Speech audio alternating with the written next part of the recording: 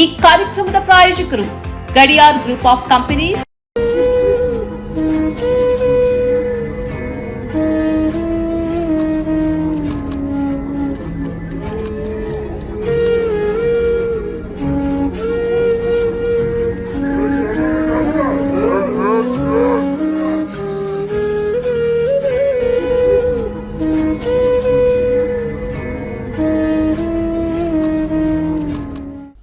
ದೃಶ್ಯಗಳನ್ನು ನೋಡಿದ್ರಲ್ಲ, ಈ ವ್ಯಕ್ತಿಯ ಪರಿಚಯ ನಿಮಗೆ ಇದ್ದೇ ಇರುತ್ತೆ. ಇವರು ವಿನೋದ್ ಕಾಂಬ್ಳಿ, ಭಾರತೀಯ ಕ್ರಿಕೆಟಿನ ಪ್ರತಿಭಾವಂತ ಆಟಗಾರನಾಗಿ ಗುರುತಿಸಿಕೊಂಡವರು.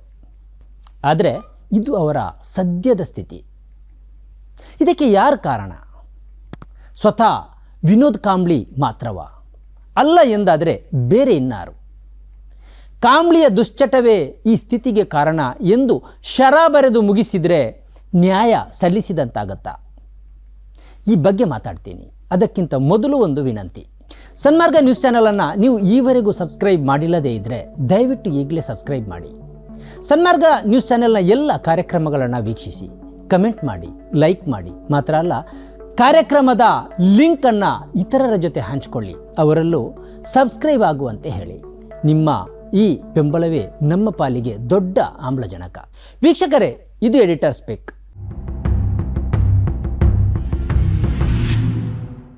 ಸಚಿನ್ ತೆಂಡೂಲ್ಕರ್ ಜೊತೆಗೆ ಭಾರತೀಯ ಕ್ರಿಕೆಟ್ ತಂಡಕ್ಕೆ ಕಾಲಿಟ್ಟವ ಈ ವಿನೋದ್ ಕಾಂಬ್ಳಿ.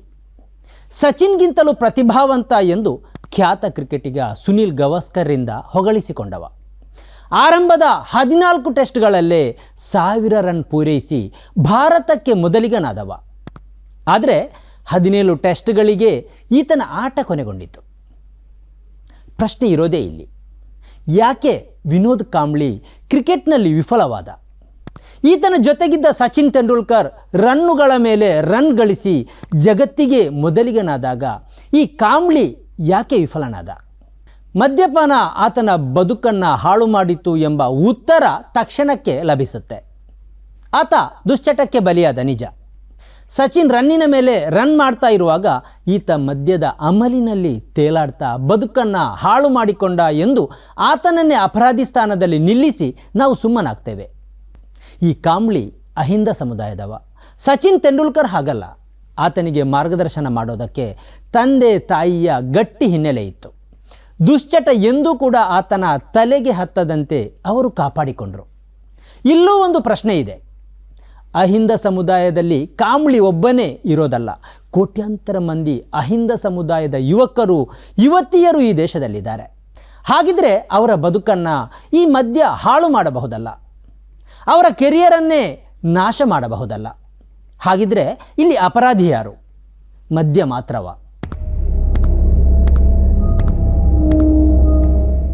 ಒಂದು ಕಡೆ ಸರ್ಕಾರ ಹೆಂಡ ಸಾರಾಯಿ ಸಹವಾಸ, ಹೆಂಡತಿ ಮಕ್ಕಳ ಉಪವಾಸ ಅಂತ ಸಿಕ್ಕಲ್ಲಿ ಬೋರ್ಡುಗಳನ್ನು ಹಾಕಿ ಎಚ್ಚರಿಸ್ತಾ ಇದೆ.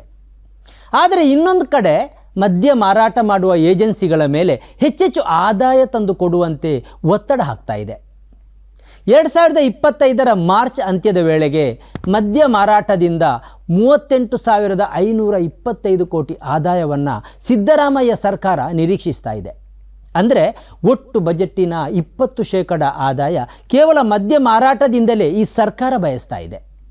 2021ರಲ್ಲಿ ಮದ್ಯ ಮಾರಾಟದಿಂದ 22,700 ಕೋಟಿ ರೂಪಾಯಿಯ ಗುರಿ ನಿಗದಿಪಡಿಸಲಾಗಿತ್ತು. 22ರಲ್ಲಿ 24,580 ಕೋಟಿ ರೂಪಾಯಿಯನ್ನು ನಿಗದಿಪಡಿಸಲಾಗಿತ್ತು. 2023ರಲ್ಲಿ 29,000 ಕೋಟಿ ಮತ್ತು 2024ರಲ್ಲಿ 36,000 ಕೋಟಿ ರೂಪಾಯಿಯನ್ನು ನಿಗದಿಪಡಿಸಲಾಗಿತ್ತು. ಈ ಬಾರಿ 38,528 ಕೋಟಿ ರೂಪಾಯಿ ಆದಾಯವನ್ನು ಸರ್ಕಾರ ಮದ್ಯ ಮಾರಾಟದಿಂದ ನಿರೀಕ್ಷಿಸ್ತಾ ಇದೆ. ಒಂದು ಕಡೆ ಮದ್ಯಪಾನದಿಂದ ಕುಟುಂಬ ಹಾಳಾಗುತ್ತೆ, ಹೆಂಡತಿ ಮಕ್ಕಳು ಉಪವಾಸ ಬೀಳ್ತಾರೆ, ಸಮಾಜದ ಶಾಂತಿ ನೆಮ್ಮದಿಗೆ ತೊಂದರೆಯಾಗುತ್ತೆ ಎಂದು ಹೇಳ್ತಾನೆ. ಇನ್ನೊಂದು ಕಡೆ ಹೆಚ್ಚೆಚ್ಚು ಮದ್ಯ ಮಾರಾಟ ಮಾಡಿ ಆದಾಯ ಗಳಿಸುವ ಉದ್ದೇಶವನ್ನು ಸರ್ಕಾರವೇ ಬಹಿರಂಗವಾಗಿ ಸಾರ್ತಾ ಇದೆ. ಏನಿದರ ಅರ್ಥ? ಕಾಂಬ್ಳಿಯನ್ನು ದೂರುವಾಗ ನಮ್ಮದೇ ವ್ಯವಸ್ಥೆಯ ಈ ಕರಾಳ ಮುಖದ ಬಗ್ಗೆ ನಾವೆಷ್ಟು ಮಾತಾಡಿದ್ದೇವೆ.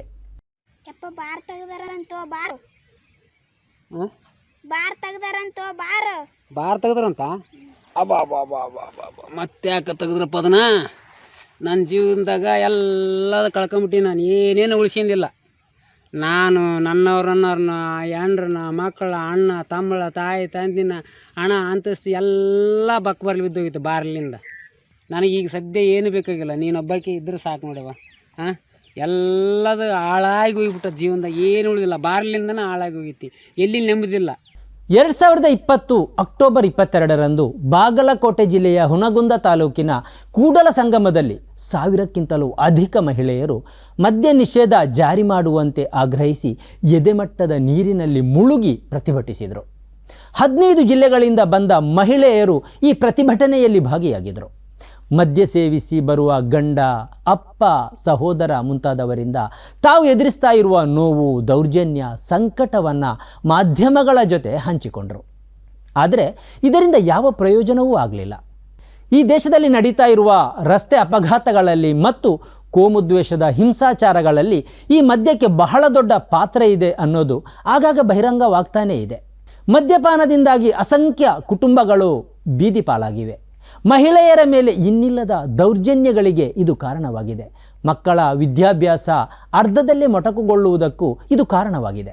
ಸರ್ಕಾರಕ್ಕೂ ಇದು ಗೊತ್ತಿದೆ. ಆದರೆ ಬೊಕ್ಕಸಕ್ಕೆ ಸೇರುವ ಹಣದ ಮೇಲಿನ ಆಸೆಯಿಂದ ಮದ್ಯಪಾನವನ್ನು ನಿಷೇಧಿಸುವ ಗೋಜಿಗೆ ಸರ್ಕಾರ ಹೋಗ್ತಾ ಇಲ್ಲ. ಅಲ್ಲದೆ ಮದ್ಯಪಾನದಿಂದ ಆಗುವ ಅನಾಹುತಗಳ ಬಗ್ಗೆ ಚರ್ಚೆಯಾಗದಂತೆಯೂ ಅದು ಜಾಣತನದಿಂದ ನೋಡಿಕೊಳ್ತಾ ಇದೆ. ಪತ್ರಿಕೆಗಳು ಮತ್ತು TV ಚಾನೆಲ್ಗಳು ಕೂಡ ಮದ್ಯಪಾನದ ವಿರುದ್ಧ ಮಾತಾಡೋದು ಬಹಳ ಕಡಿಮೆ. ಯಾಕೆಂದರೆ ಅವುಗಳು ಬದುಕ್ತಾ ಇರೋದೇ ಈ ಮದ್ಯ ತಯಾರಿಕಾ ಕಂಪನಿಗಳ ಜಾಹೀರಾತುಗಳಿಂದ. ಇಲ್ಲೊಂದು ಪಾಸಿಟಿವ್ ಸುದ್ದಿಯನ್ನು ಕೂಡ ಹಂಚಿಕೊಳ್ತೇನೆ. 2022 ಅಕ್ಟೋಬರ್ 15ರಂದು ವಿಜಯವಾಣಿ ಪತ್ರಿಕೆ ಒಂದು ಸುದ್ದಿಯನ್ನು ಪ್ರಕಟಿಸಿತು. ಕುಷ್ಟಗಿ ತಾಲೂಕಿನ ಜಾಲಿಹಾಳ ಗ್ರಾಮ ಮದ್ಯಮುಕ್ತವಾದ ಕಥೆ ಇದು. ದಶಕದ ಹಿಂದೆ ಈ ಗ್ರಾಮದ ಪಾನ್ ಶಾಪ್, ಕಿರಾಣಿ ಅಂಗಡಿ ಸಹಿತ ಎಲ್ಲ ಕಡೆಯೂ ಮದ್ಯ ದೊರೆಯುತ್ತಾ ಇತ್ತು. ಈ ಗ್ರಾಮದಲ್ಲಿ 250ರಷ್ಟು ಮನೆಗಳಿವೆ. 2000 ಜನಸಂಖ್ಯೆ ಇದೆ. ಯುವ ಸಮೂಹ ಮದ್ಯಪಾನಕ್ಕೆ ಬಲಿಯಾಗ್ತಾ ಇರೋದು ಮತ್ತು ಹಬ್ಬ ಜಾತ್ರೆಗಳಲ್ಲಿ ಘರ್ಷಣೆಗೆ ಕಾರಣವಾಗ್ತಾ ಇರೋದನ್ನು ಹಿರಿಯರು ಗುರುತಿಸಿದ್ದಾರೆ. ಈ ಮದ್ಯದಿಂದ ಗ್ರಾಮವನ್ನು ಮುಕ್ತಗೊಳಿಸಬೇಕು ಎಂದು ಹಿರಿಯರು ಒಟ್ಟಾಗಿ ತೀರ್ಮಾನಿಸಿದ್ದಾರೆ. ಅದರ ಪರಿಣಾಮವೇ ಇದೀಗ ಈ ಜಾಲಿಹಾಳ ಗ್ರಾಮ ಮದ್ಯಮುಕ್ತ ಗ್ರಾಮವಾಗಿ ಗುರುತಿಸಿಕೊಂಡಿರೋದನ್ನು ಪತ್ರಿಕೆ ವರದಿ ಮಾಡಿತ್ತು. ಸರ್ಕಾರದ ಹಂಗಿಲ್ಲದೆ ಊರಿನ ಜನರೇ ಮನಸ್ಸು ಮಾಡಿದರೆ ಹೇಗೆ ದುಶ್ಚಟದಿಂದ ಒಂದು ಗ್ರಾಮವನ್ನು ಮುಕ್ತಗೊಳಿಸಬಹುದು ಅನ್ನೋದಕ್ಕೆ ಇದೊಂದು ಉದಾಹರಣೆ ಅಂತ ಅನಿಸ್ತು. ರಮಾಕಾಂತ್ ಅಚ್ರೇಕರ್ ಅವರ ಪುತ್ಥಳಿಯನ್ನು ಅನಾವರಣಗೊಳಿಸುವ ಕಾರ್ಯಕ್ರಮದಲ್ಲಿ ವಿನೋದ್ ಕಾಂಬ್ಳಿಯನ್ನು ಸಚಿನ್ ತೆಂಡೂಲ್ಕರ್ ಮಾತಾಡಿಸುವ ಮತ್ತು ಆ ಕಾರ್ಯಕ್ರಮದಲ್ಲಿ ಕಾಂಬ್ಳಿ ಹಾಡೊಂದನ್ನು ಹಾಡುವ ದೃಶ್ಯ ಸೋಷಿಯಲ್ ಮೀಡಿಯಾದಲ್ಲಿ ವೈರಲ್ ಆಗಿತ್ತು. ಕಾಂಬ್ಳಿಯ ಸ್ಥಿತಿಗೆ ಅನೇಕರು ಮರುಗಿದ್ರು. ನಿಜ ಏನೆಂದರೆ ವಿನೋದ್ ಕಾಂಬ್ಳಿಯನ್ನು 16 ಸಲ ಮದ್ಯವರ್ಜನ ಶಿಬಿರಕ್ಕೆ ಸೇರಿಸಲಾಗಿತ್ತು. ಆತನ ಮದ್ಯಪಾನದ ಚಟದಿಂದಾಗಿ 2 ಪತ್ನಿಯರು ಬಿಟ್ಟು ಹೋದರು.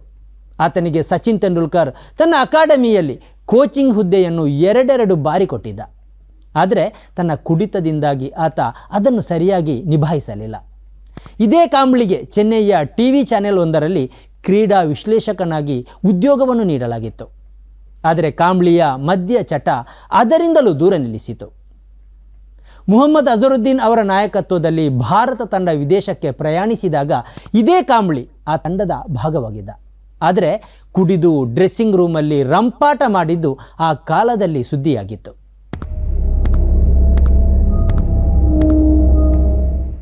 ಈ ದೇಶದ ಜನಸಂಖ್ಯೆಯಲ್ಲಿ ದೊಡ್ಡ ಪಾಲು ಅಹಿಂದ ಸಮುದಾಯದ್ದು. ಸಚಿನ್ ತೆಂಡೂಲ್ಕರ್ನಂತಹ ಉನ್ನತ ಸಮುದಾಯದವರ ಸಂಖ್ಯೆ ಬಹಳ ಕಡಿಮೆ ಮತ್ತು ಅವರಿಗೆ ಮಾರ್ಗದರ್ಶನದ ಕೊರತೆಯೂ ಇಲ್ಲ. ಶಿಸ್ತಿನ ಪಾಠ ಮನೆಯಲ್ಲೇ ಸಿಗುತ್ತೆ. ಆದರೆ ಕಾಂಬ್ಳಿಯಂಥ ಅಹಿಂದ ಸಮುದಾಯದ ಯುವ ತಲೆಮಾರಿಗೆ ಇಂತಹ ಮಾರ್ಗದರ್ಶನ ಮತ್ತು ಶಿಸ್ತಿನ ಪಾಠ ಸಿಗುವುದು ಬಹಳ ಕಡಿಮೆ. ಆದ್ದರಿಂದ ಬಹಳ ಬೇಗ ಅವರು ದುಶ್ಚಟಕ್ಕೆ ಆಕರ್ಷಿತರಾಗ್ತಾರೆ. ಕಾಂಬ್ಳಿಯೇ ಇದಕ್ಕೆ ಒಂದು ಒಳ್ಳೆಯ ಉದಾಹರಣೆ. ಆದ್ದರಿಂದ ನಾವು ತಪ್ಪಿತಸ್ಥ ಸ್ಥಾನದಲ್ಲಿ ನಿಲ್ಲಿಸಬೇಕಾದದ್ದು ಕಾಂಬ್ಳಿಯನ್ನು ಮಾತ್ರ ಅಲ್ಲ, ಕಾಂಬ್ಳಿಗೆ ಮದ್ಯ ಕುಡಿಸಿದ ಸರ್ಕಾರವನ್ನು ನಾವು ನಂಬರ್ 1 ಅಪರಾಧಿ ಸ್ಥಾನದಲ್ಲಿ ನಿಲ್ಲಿಸಬೇಕು. ಹೆಂಡ ಕೊಟ್ಟು ಕುಡಿಯಬೇಡಿ ಅನ್ನೋದಕ್ಕೆ ಅರ್ಥವೇ ಇಲ್ಲ. ಸರ್ಕಾರ ಈ ದ್ವಂದ್ವದಿಂದ ಹೊರಬರಲಿ. Gadiar Group of Companies, synonymous with excellence and innovation, stands as your dynamic partner for progress. Gadiar Group ensures safety as guardians in firefighting and builds vibrant communities in real estate. Building tomorrow, today.